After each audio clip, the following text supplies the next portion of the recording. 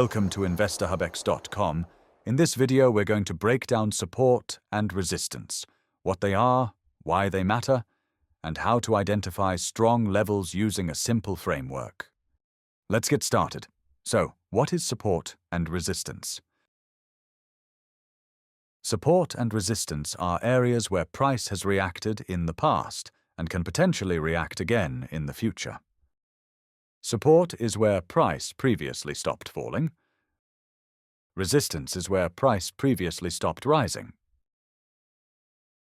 When price reverses at two or more points at the bottom, we can draw a line connecting those points.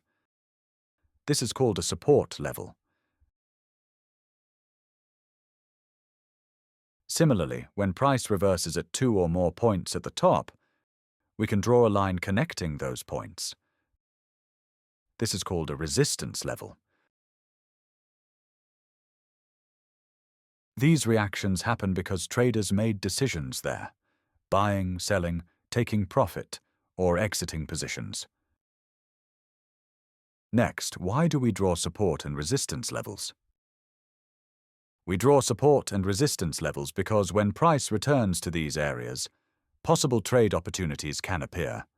They are not signals, not guarantees, just reminders to pay attention. Having these levels drawn ahead of time keeps you prepared instead of reacting emotionally in the moment. So, what are the criteria for identifying strong support and resistance? Not every level on the chart is important. To filter out weak levels, we evaluate each one using 5 criteria.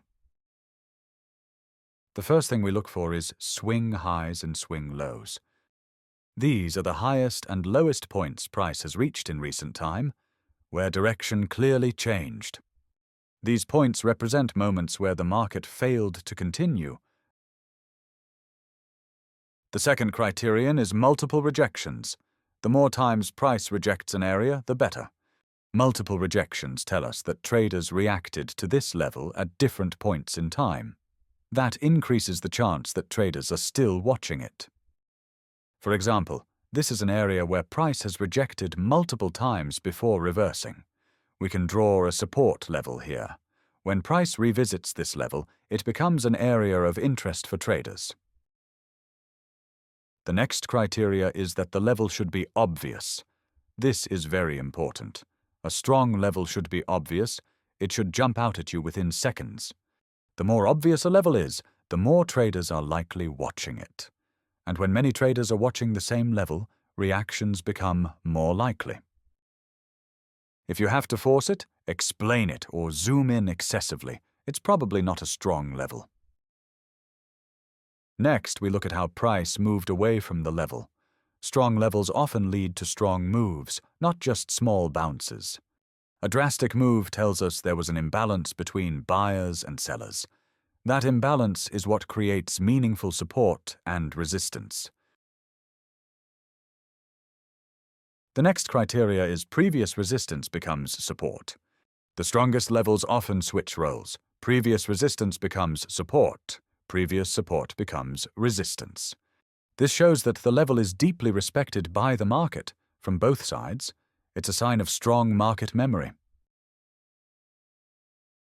To recap, the 5 criteria are: swing high, swing lows, multiple rejections in an area, the level should be obvious, move away should be drastic, the level acted as both support and resistances.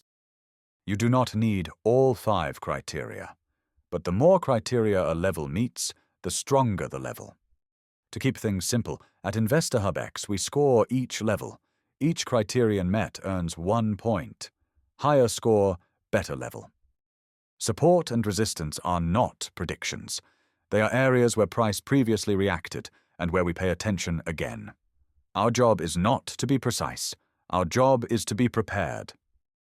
In the next lesson, we'll focus on how to draw support and resistance properly without cluttering your chart or overcomplicating the process. Thank you for watching. I will see you in the next video.